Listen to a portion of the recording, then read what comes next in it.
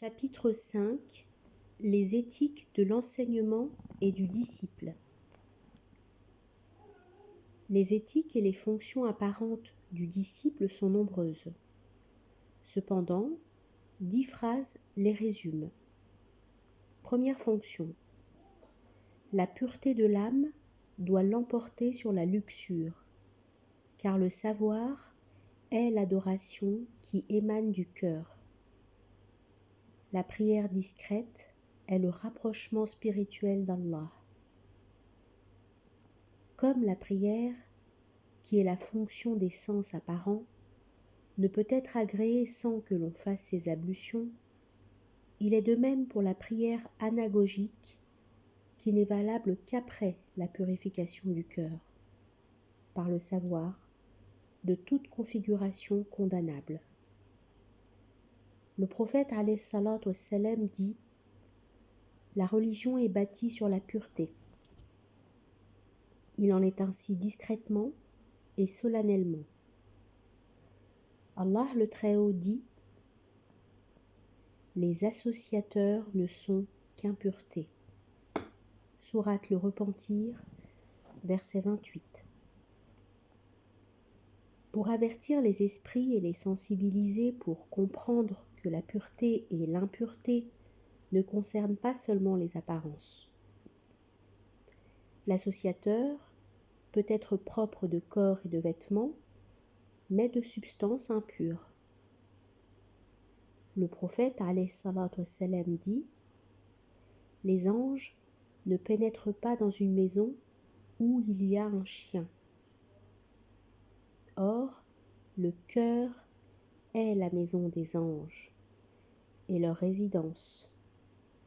Mais les mauvaises qualités telles que le désir, la jalousie, la rancune, l'orgueil, la suffisance et la colère sont des chiens qui aboient.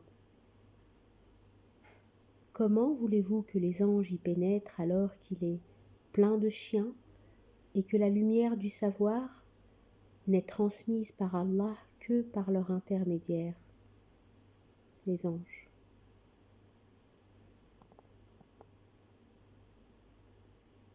Sourate la Consultation, verset 51, Allah dit « Il n'a pas été donné à un mortel qu'Allah lui parle autrement que par révélation, ou de derrière un voile, ou qui lui envoie un messager qui révèle, par sa permission, ce qu'Allah veut. » Ainsi, le savoir est une miséricorde pour les cœurs et les anges sont chargés de la livrer. Ils sont sacrés, purs et infaillibles et ne transportent que tout ce qui est pur. Je ne dis pas que ce qui est désigné par le mot maison est le cœur et que ce qui est désigné par le chien est la fâcherie et les mauvaises mœurs, mais il s'agit plutôt d'une comparaison exemplifiée. La leçon signifie qu'il faut prendre en considération ce qui a été dit de telle manière que l'intelligence sache qu'il peut être touché un jour par la catastrophe qui frappe les autres aujourd'hui. Sachez que le cœur plein d'irritation, d'amour et d'attachement pour la vie sur terre et de médisance est un chien dans le fond et un cœur dans la forme. Si vous dites « Combien de malhonnêtes se sont instruits ?» Je vous dis qu'ils sont loin du vrai savoir, utile dans la vie future et qui mène au bonheur. La première des choses que le savoir doit nous apprendre est que les péchés sont du venin mortel. Avez-vous jamais vu quelqu'un avaler du venin tout en sachant qu'il est mortel ? Ibn Mas'ud, qu'Allah en soit satisfait, dit « Le savoir ne réside pas dans la multitude des récits propagés, mais dans la lumière projetée dans le cœur. » Un autre dit « Le savoir n'est autre que la crainte, car Allah dit « Parmi ses serviteurs, seuls les savants craignent Allah. » Sourate le Créateur, verset 28. Et ce pour désigner le fruit du savoir. Pour cette raison, un savant dit dans le sens « Nous avons cherché à nous instruire pour la vie sur terre, mais l'instruction n'a voulu être qu'au service d'Allah. Le savoir a refusé et n'a pas voulu de nous. Or, sa vérité ne nous est pas apparue, et tout ce qu'on a pu saisir réside dans les récits et les termes. Si vous dites « Je vois beaucoup de savants, de jurisconsultes et de chercheurs briller dans les origines et les branches, qui sont considérés les mentors et les guides avisés alors que leurs mœurs sont mauvaises et impures. » On vous répond « Lorsque vous connaîtrez les degrés du savoir et de la science relative à la vie dans l'au-delà, vous verrez clairement que ce qu'ils ont fait est peu enrichissant du point de vue savoir. Cette richesse peut être grande s'ils ont visé de se rapprocher d'Allah, la chose que nous avons déjà expliquée. Vous aurez plus d'explications et d'éclaircissements par la suite, si Allah le veut. La deuxième fonction est que le disciple doit alléger ses relations dans la vie sur terre et s'éloigner des parents et du pays natal, car les relations sont encombrantes. Allah n'a pas placé à l'homme deux cœurs dans sa poitrine. Sourate les Coalisés, verset 4. Quoique la pensée devienne sublime, elle n'atteint jamais le sommet de la vérité. Pour cette raison, on dit « Le savoir ne vous est donné en partie que lorsque vous vous en adonnez totalement. Si vous vous adonnez complètement au savoir, vous êtes en danger parce qu'il vous a été donné en partie. » La pensée répartie sur plusieurs choses distinctes est comme un fleuve réparti sur plusieurs confluents où l'eau est distribuée. Or, la terre assèche une partie et le vent fait de même pour une autre. Ainsi, il ne reste rien à puiser et le fleuve devient sec. La troisième fonction.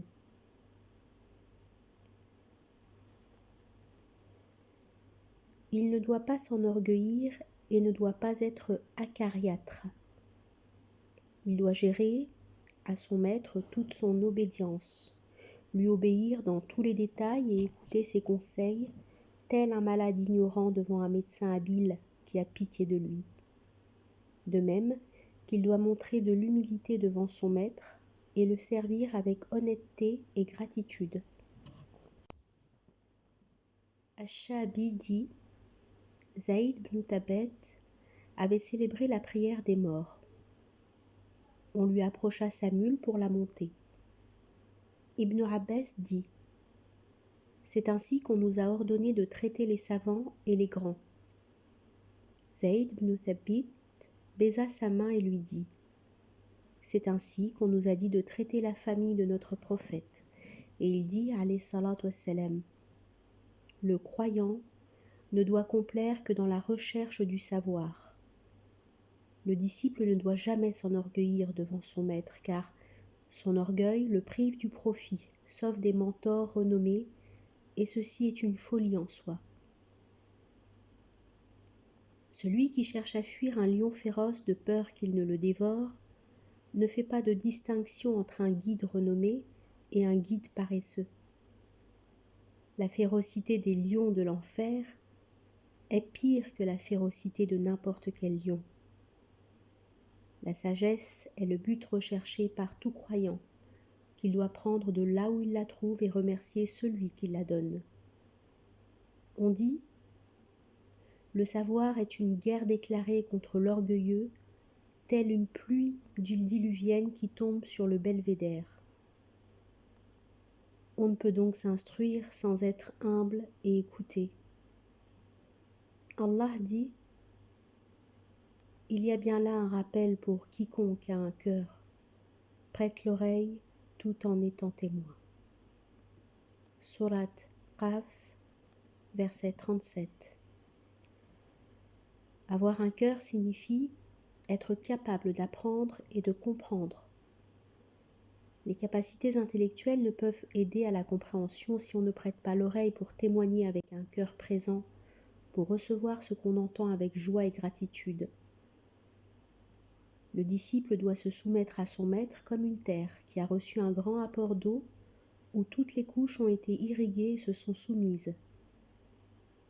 Le disciple doit écouter et obéir à son maître sans discussion, car la faute commise par son guide lui est plus profitable que sa raison. Du fait que l'expérience nous montre des précisions étranges mais très utiles.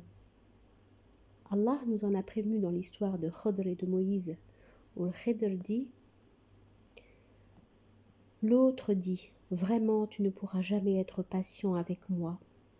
Comment endurerais-tu sur des choses que tu n'embrasses pas par ta connaissance ?» Sourate la Caverne, versets 67 et 68.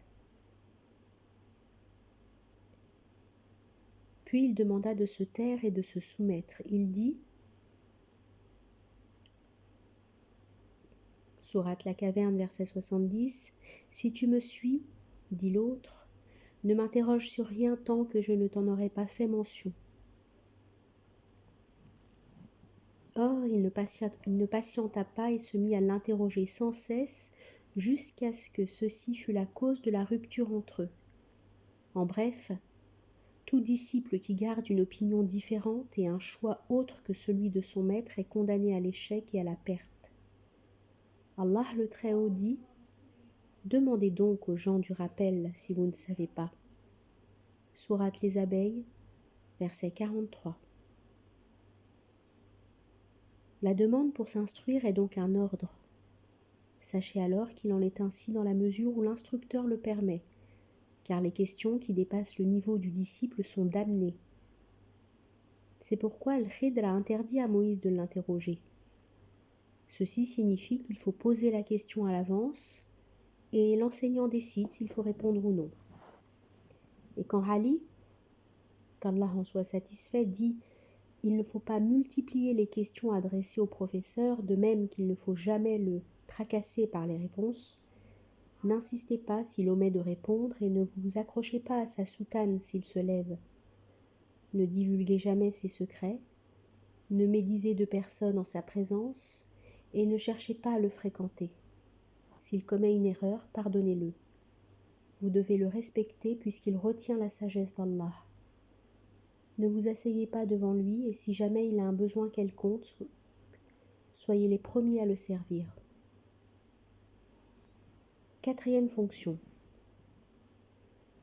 Le disciple doit prendre garde de ne pas s'ingérer dans les discordes entre les gens, que cela concerne la vie sur terre ou la vie dans l'au-delà, car ceci le rendra perplexe et désespéré. Il doit tout d'abord maîtriser le seul dogme approuvé par son professeur, puis écouter les autres. Si d'habitude ce dernier passe d'un dogme à un autre, le disciple doit s'en méfier, car le cas de ce professeur fait partie des cas de beaucoup de professeurs indécis et aveuglés. Or, un aveugle qui n'est jamais capable de guider les aveugles, d'où la nuisance l'emporte sur le profit. Le cas des faibles qui imitent les imbus relève de l'ignorance, car leurs fonctions diffèrent. Quelqu'un dit « Celui qui m'a vu au début est un ami, et celui qui m'a vu à la fin est devenu un gredin. » Car la fin métamorphose les actes qui deviennent anagogiques et calme les sens, sauf dans les devoirs indispensables. Les gens pensent alors qu'il s'agit de négligence et de paresse. Le faible qui imite un imbu en commettant un péché véniel est pire que celui qui jette un peu de saleté dans une gargoulette sous prétexte qu'on en jette beaucoup plus dans la mer et que la mer est beaucoup plus grande, d'où ce qui est permis d'être jeté à la mer l'est davantage dans la gargoulette. Ce pauvre ne sait pas que la mer, par sa grandeur, transforme les impuretés en eau, tandis que la gargoulette, vue sa petite contenance, devient toute polluée. Pour cette raison, il a été permis au prophète alayhi salatu wassalam ce qui n'est pas permis aux autres et il épousa 9 femmes. Le prophète possédait la capacité d'être juste et équitable entre elles, quoiqu'elles étaient nombreuses, alors qu'un autre ne peut assurer un brin d'équité. Quiconque fait une comparaison entre les anges d'un côté et les forgerons d'un autre commet une faille dans son raisonnement. La 5e fonction. Le disciple doit aborder toutes sortes de sciences approuvées pour connaître leurs spécificités et leurs buts. Puis si la vie s'étend, il aborde les études plus importantes, car les sciences sont toutes reliées entre elles et l'homme est l'ennemi de ce qu'il ignore. Allah le Très-Haut dit « Et comme ils ne se seront pas laissés guider par lui, ils diront « Ce n'est qu'un vieux mensonge ». Surat Al-Ahqaf, verset 11. Le poète dit « Celui qui a la bouche amère et malade trouve l'eau douce amère dans sa bouche. » Les sciences ont des degrés différents, de même que les ulama, où chacun sera récompensé dans la vie dans l'au-delà selon son grade. La 6e fonction. Le disciple ne doit pas aborder une science tout d'un coup, mais il doit respecter l'ordre des choses et commencer par la plus importante. Puisque la vie n'est pas trop longue pour tout apprendre, il doit se contenter d'abord le meilleur de chaque science tout d'abord, ensuite passer en revue le reste, puis s'approfondir dans la science la plus onéreuse, qui est celle de la vie dans l'au-delà, c'est-à-dire les 2 parties concernant les comportements et le dévoilement, puisque le dévoilement est le but des comportements. Le but précis du dévoilement est la connaissance d'Allah, qui représente une conviction profonde, qui est le fruit de la lumière qu'Allah projette dans son cœur. Projette dans son cœur après l'avoir purifié, pour qu'il atteigne le rang d'Abu Bakr, qu'Allah en soit satisfait, dont la conviction profonde l'emporte sur celle du monde entier, comme en témoigne le Seigneur des humains. Alayhi salatu wassalam. Je pense que ce que croit l'homme ordinaire et que l'instruit met en ordre sont à égalité, sauf que l'interlocuteur le dépasse en vocabulaire. C'est pourquoi j'ai nommé cette science la philologie. Le savoir qu'aucun des compagnons ne possédait à l'exception d'Abu Bakr, qui en était le meilleur parce qu'il possédait le secret dans son cœur. Tenez donc à connaître ce secret qui n'a rien à voir avec ce que les jurisconsultes et les interlocuteurs étalent devant le public, et seule votre intransigeance peut vous guider au but. La plus digne des études et la plus noble réside donc dans la connaissance d'Allah qui reste une mer profonde, dont le fond est inaccessible. Le plus haut degré est celui des prophètes, puis viennent les saints en second degré. On raconta que 2 sages sont rentrés dans une mosquée portant 2 pancartes. Sur l'une d'elles, il était écrit « Si tu penses que tu as bien fait, ne crois pas que tu as fait quelque chose tant que tu n'as pas connu les secrets de la providence divine et qu'Allah en est le créateur et la cause. » Tandis que sur l'autre pancarte, il y avait écrit « Avant de connaître Allah, je buvais et j'avais toujours soif.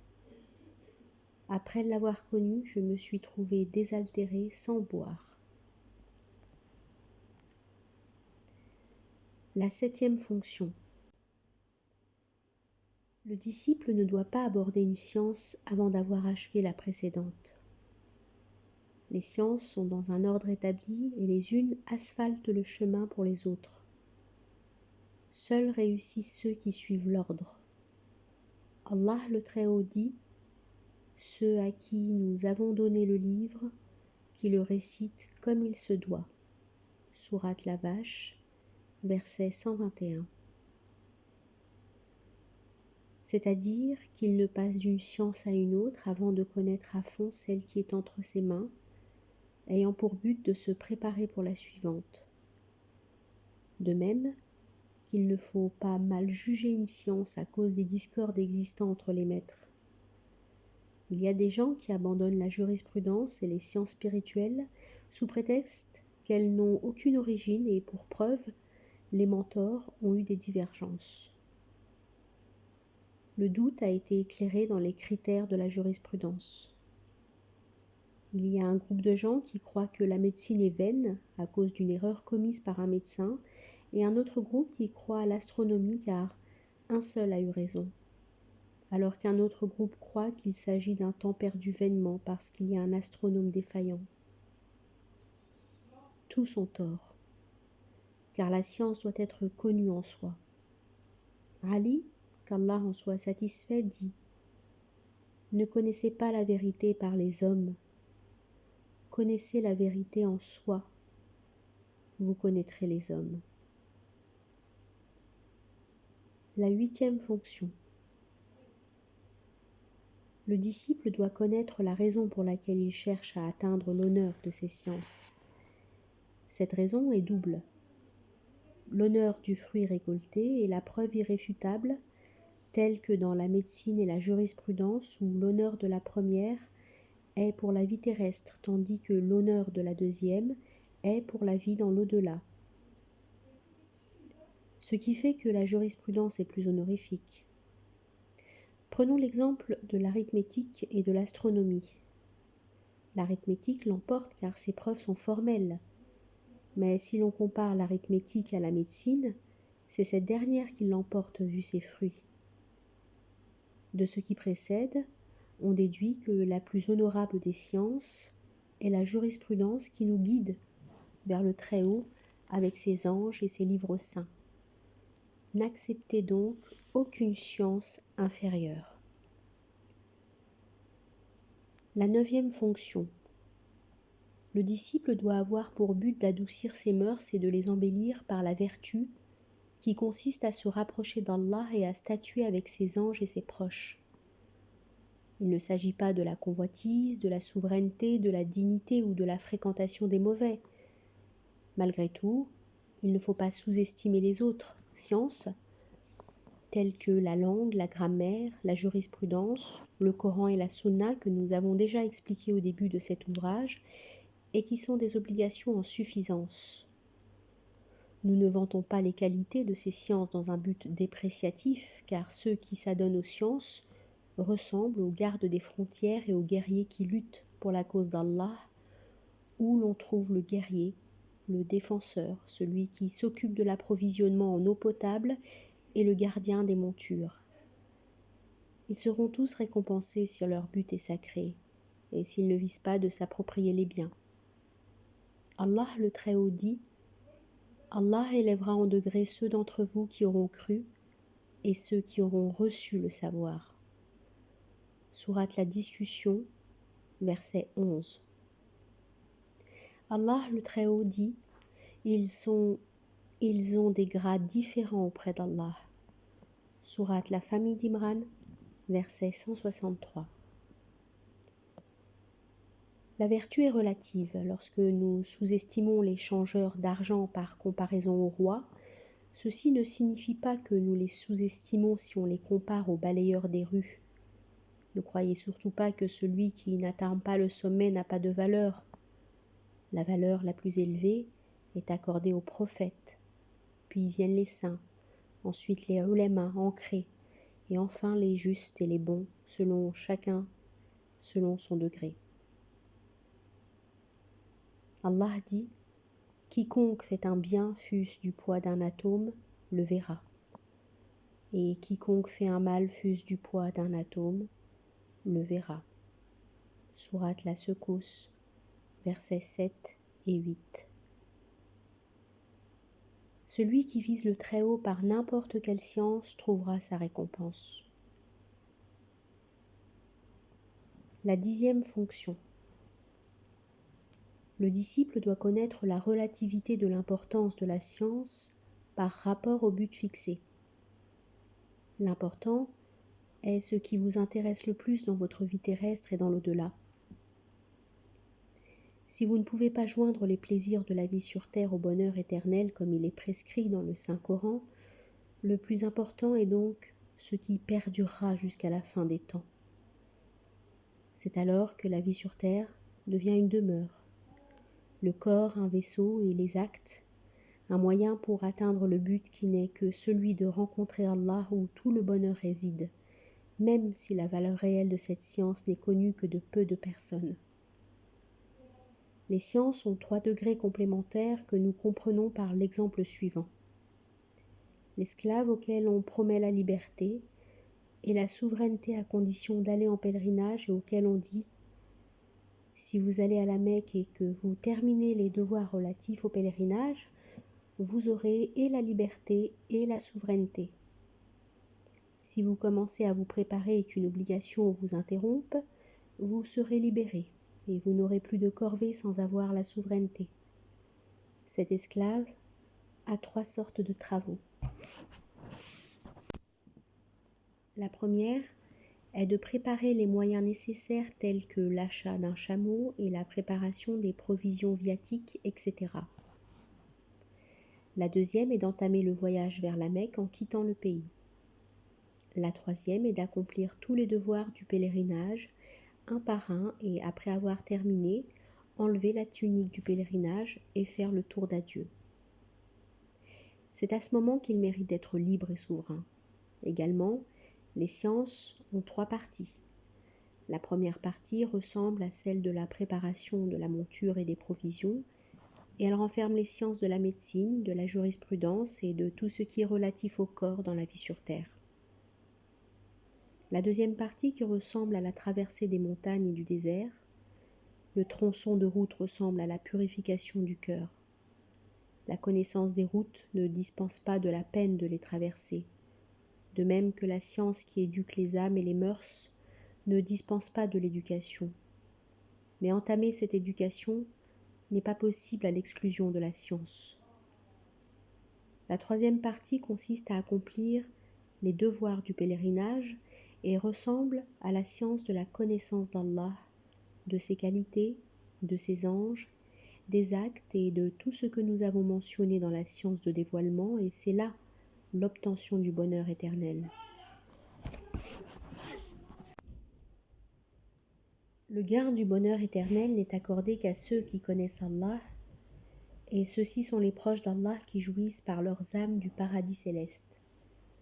Ceux qui n'arrivent pas à atteindre le point culminant bénéficieront de la salubrité.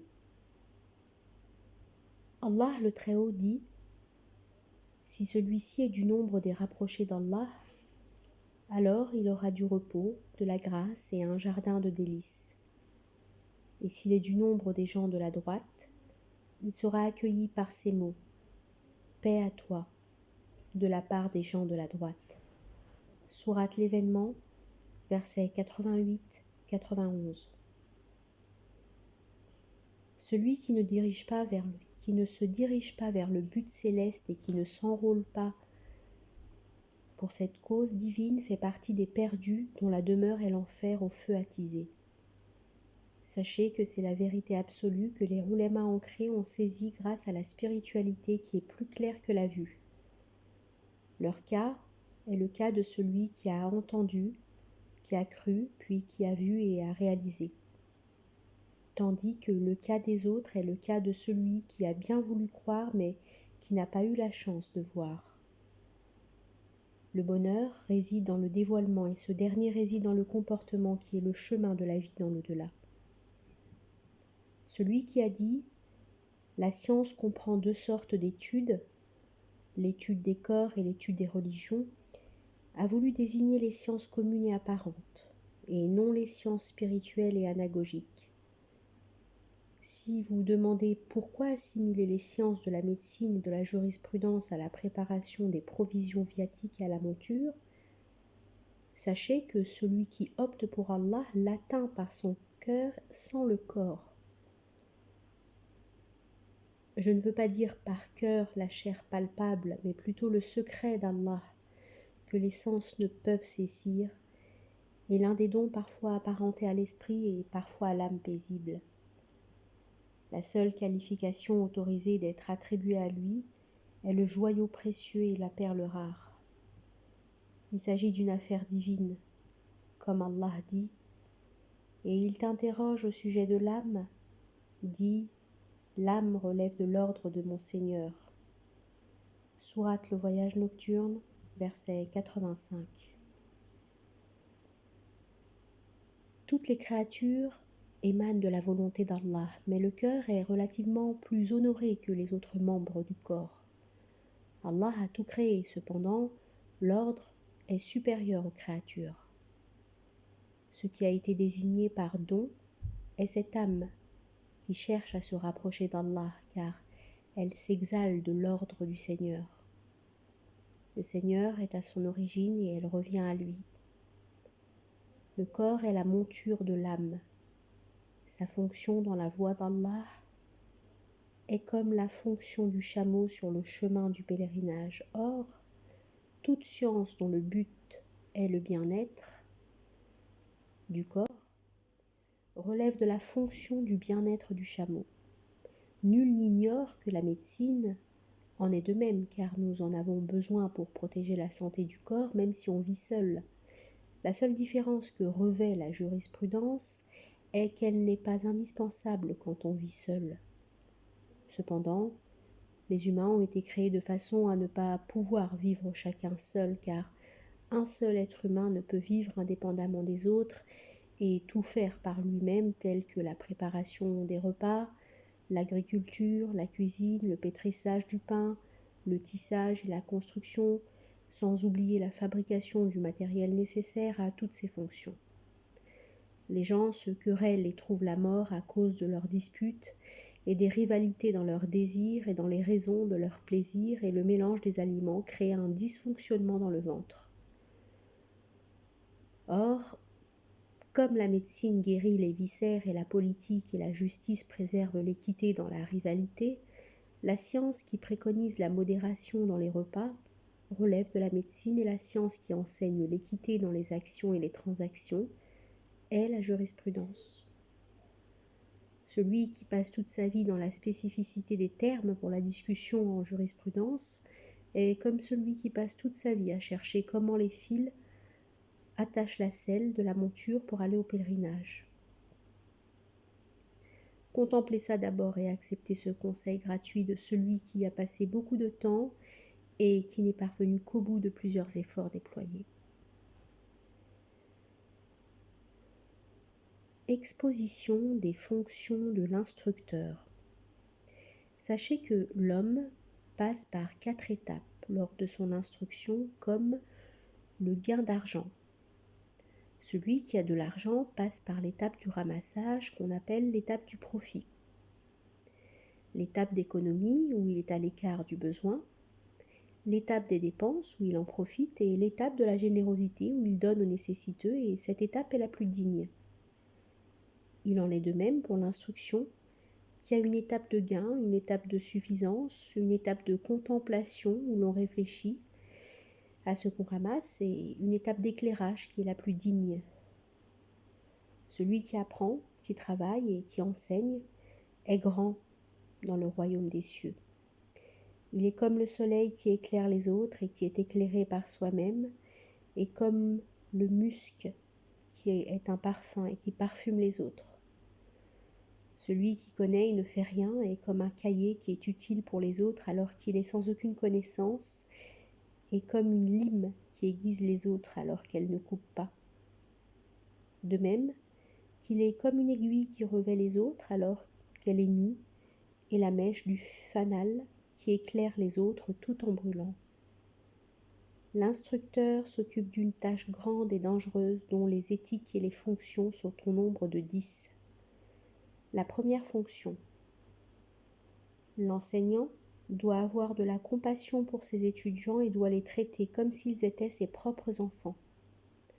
Le prophète, alayhi salatu wassalam, dit « Je suis pour vous tel un père pour son fils ». L'enseignant a pour but de les sauver du feu éternel, ce qui est plus important que l'œuvre des parents, qui consiste à les sauver du feu de la vie sur terre. Ainsi, la valeur de l'enseignant dépasse celle des parents. Le père est la cause de l'existence présente et de la vie périssable, mais l'enseignant est la source de la vie dans l'au-delà. Sans le travail du professeur, le fruit en provenance du père sera voué à l'anéantissement. Le professeur est donc l'utile pour la vie future.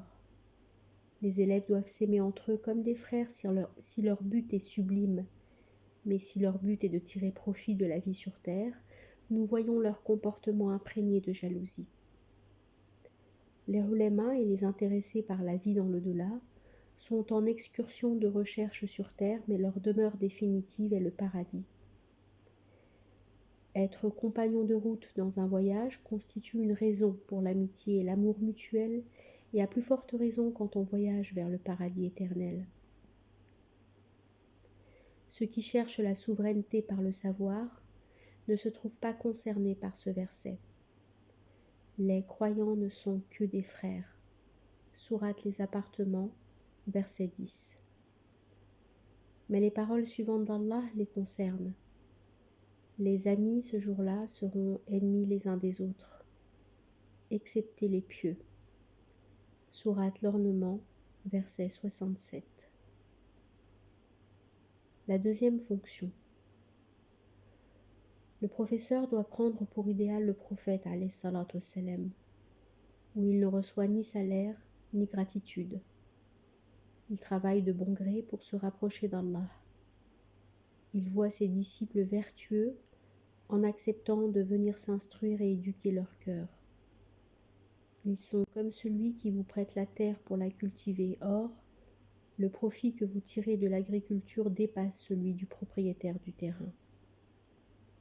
Comment doivent-ils être redevables envers vous alors que la vertu et la récompense de l'enseignant auprès d'Allah l'emportent sur celle des étudiants? Allah dit: Ô mon peuple, je ne vous demande pas de richesse en retour. Mon salaire n'incombe qu'à Allah. Sourate Hud, verset 29. L'argent et tous les biens terrestres sont au service du corps. Le corps est la monture de l'âme et son vaisseau, et le savoir est servi car c'est à lui que revient tout honneur. Quiconque cherche à gagner de l'argent par la voie du savoir est comme celui qui nettoie ses semelles en les essuyant contre son visage. Ainsi, le serviteur devient servi et vice-versa. En principe, la vertu et la gratitude reviennent à l'instructeur. Regardez alors où on en est. Ils prétendent vouloir se rapprocher d'Allah par la jurisprudence, la théologie et l'enseignement, et en même temps, ils payent de leur argent et de leur dignité et supportent toutes les endurances au service des souverains pour avoir leur bénédiction. Malgré ça, l'enseignant s'attend à des services de la part de ses disciples, et si jamais il manque à ces services, il se révolte et devient leur plus grand ennemi. Quelle honte que de les voir à ce niveau de bassesse, et ils se permettent de proclamer qu'ils enseignent pour se rapprocher d'Allah et servir sa cause. La troisième fonction. L'enseignant doit conseiller ses disciples et leur interdire l'accès au grade supérieur sans mérite et le passage d'un chapitre à un autre tant qu'ils n'ont pas assimilé celui qui est entre leurs mains. De même qu'il doit leur expliquer que l'objectif de l'instruction est le rapprochement du Seigneur de l'univers, et non la recherche des fonctions suprêmes, la rivalité ou la vantardise. L'enseignant doit commencer par se réformer lui-même d'abord en faisant une autocritique. S'il se rend compte que l'objectif du savoir est le résultat matériel dans la vie sur terre, il se l'interdit s'il s'agit de la discussion, de la philologie, de la controverse, de l'interprétation et des jugements dans les discordes, car ces sciences ne font pas partie du savoir relatif à la vie dans l'au-delà, à propos duquel on a dit « Nous avons cherché à nous instruire pour la vie terrestre, mais le savoir n'a voulu être qu'au service d'Allah. » Ce savoir concerne précisément l'explication, le hadith, ce que les prédécesseurs apprenaient des sciences de la vie future, la connaissance des mœurs et la façon de leur éducation. L'enseignant doit expliquer à ses disciples qu'ils doivent tenir compte de la gravité du jugement et de là qu'ils l'appliquent eux-mêmes avant de le proclamer devant le public. Ainsi, on parvient à la bonté et à la justice. L'amour de la dignité va en parallèle avec le savoir, comme les graines qu'on disperse autour de la trappe pour attirer les oiseaux. Allah a fait de même avec les humains en créant le plaisir sexuel pour assurer la continuité. Il a également créé l'attachement à la souveraineté pour servir la cause de la reviviscence des sciences divines. Quant aux controverses et à la connaissance des branches étranges, si on s'en occupe exclusivement tout en négligeant le reste, elles ne servent qu'à rendre les cœurs plus durs et nous éloigner du droit chemin à l'exclusion de ceux qu'Allah vient à leur secours par sa miséricorde en s'inculquant diverses autres branches. On vit Soufiane Assaouri attristé et on lui dit « Qu'as-tu » Il répondit « Nous sommes devenus des dépôts de commerce pour les attacher à la vie sur terre. L'un d'eux se rend chez nous jusqu'à ce qu'il apprenne. Une fois qu'il termine ses études, on le nomme juge, gouverneur ou conseiller. » La quatrième fonction. Le professeur doit réprimander les disciples qui commettent des étourderies ou qui manifestent une mauvaise éducation par ses regards, sans vociférer tant que possible. Car dévoiler les erreurs des uns devant les autres est d'un côté blessant et d'un autre côté leur donne l'audace d'insister. Le prophète, alayhi salatu wassalam, qui est le guide spirituel de tous, dit « Si on interdit aux gens d'écraser les excréments, ils les écrasent et disent « On ne nous les a interdits que parce qu'ils contiennent quelque chose. » L'exemple que nous pouvons citer est celui d'Adam et Ève et la pomme interdite. Je ne cite pas cette histoire pour vous distraire, mais pour vous servir de leçon.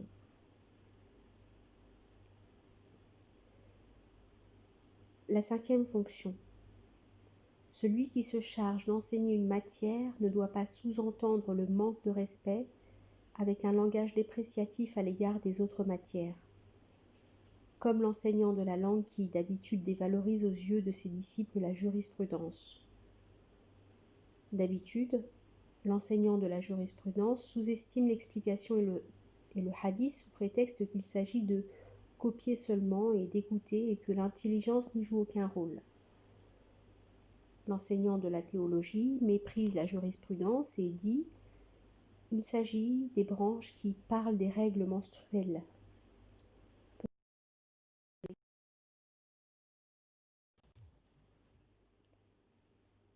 Peut-on vraiment les comparer avec les paroles relatives aux qualifications d'Allah ? Ces habitudes relèvent des mauvaises mœurs que l'enseignant doit éviter à tout prix.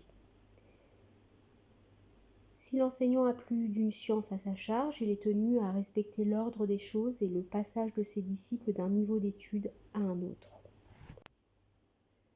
La sixième fonction.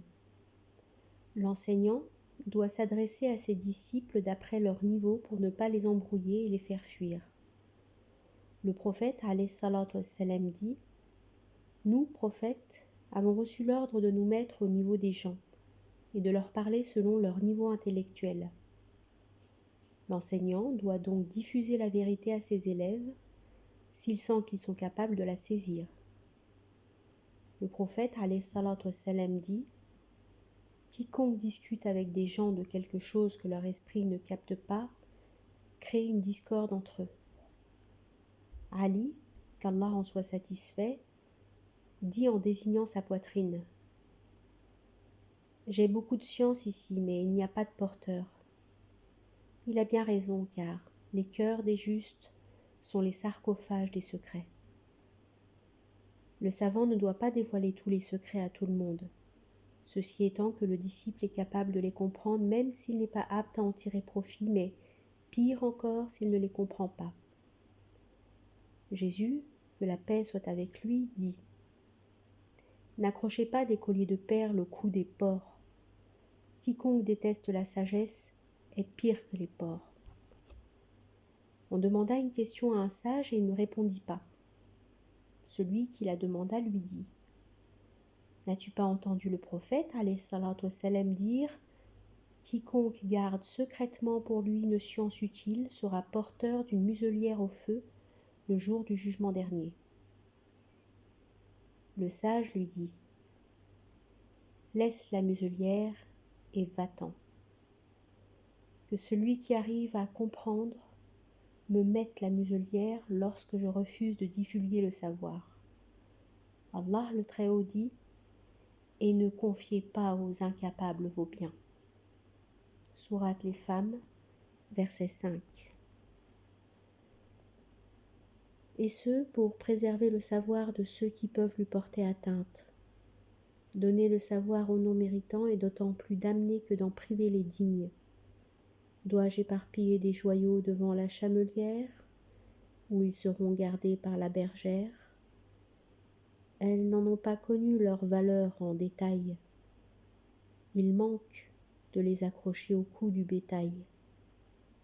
Lorsqu'Allah me préserve par gentillesse et que je rencontre des gens de science et de sagesse, je divulgue l'utile et je gagne une amitié. Sinon, le savoir reste rangé et respecté. Quiconque accorde le savoir aux ignorants le perd, et tyran est celui qui en prive les perspicaces.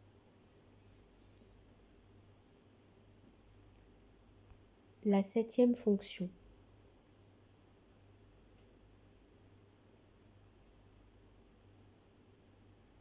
L'enseignant doit tout d'abord expliquer aux débutants tout ce qui est clair et simple, sans leur faire part du difficile qui les attend par la suite, pour ne pas les embrouiller et leur faire croire qu'ils ne sont pas capables de tout comprendre.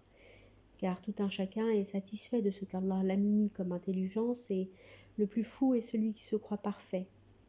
Ainsi, le disciple qui suit les règles de la jurisprudence et devient imbu des croyances habituelles héritées des prédécesseurs sans imitation ni interprétation, ne doit pas être perturbé.